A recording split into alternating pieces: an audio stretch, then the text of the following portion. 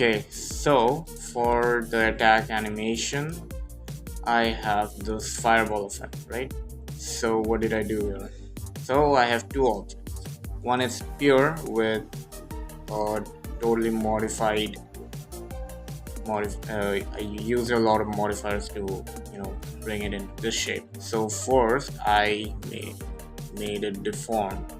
First I smoothed out the vertex group and then use the vertex weight edit to hide few of them and Uno reverse the graph or the curve, and then we have the influence. So in the influence right here I'm using a cloud texture which is similar to, let's say, a noise texture or something. Okay, so with that done, I go over to mask to hide few of the vertices. If I increase the threshold here, you'll see that few of the vertices are disappearing, right? So like now I use the simple deform to twist the whole mesh, and you can change it into anything you want, right? And then we have this sphere right here, which is just has a simple deform. Okay, I'm not actually masking or hiding any vertices here, so it shows the ball effect. And over here I pick the texture since I'm using noise texture, right? Let me show you. Okay, I think I deleted that, but I actually used a color ramp and all that, and created this effect. But yeah, so of course you have to go to cycles and then go to baking. Okay, and I emitted just the emit layer because we want the emission to happen. But anyways, this is the effect, and this is what I'm gonna import into Unity. So for the spell attack, I have made this simple animation in Blender with using few modifiers like the simple deform, twist modifier, and all of that stuff. And so now what I basically have is a bloom effect here, which I cannot actually export with the bloom effect, so I'm gonna use post-processing in Unity to achieve that. Okay, so first and foremost we have a new script called Mage attack.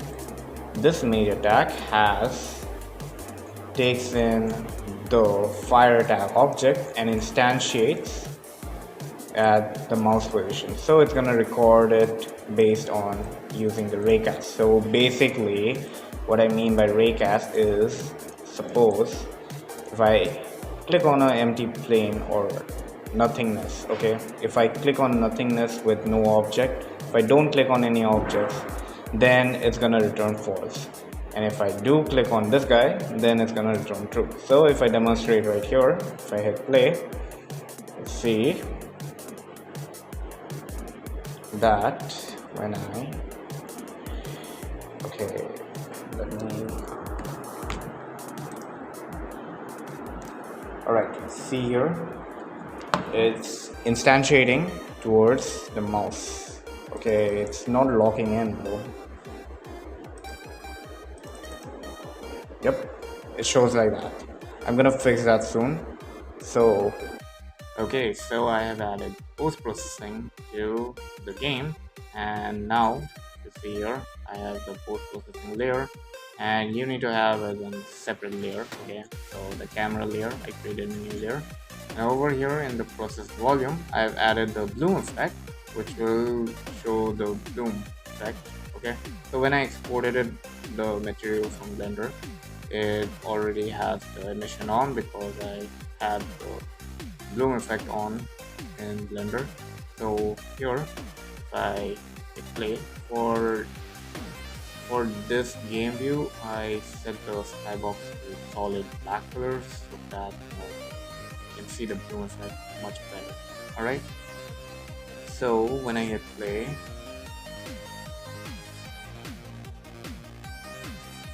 it's gonna, okay, let me Here we go. Bloom effect. Pretty cool. The controls are kind of laggish. Totally. Yeah.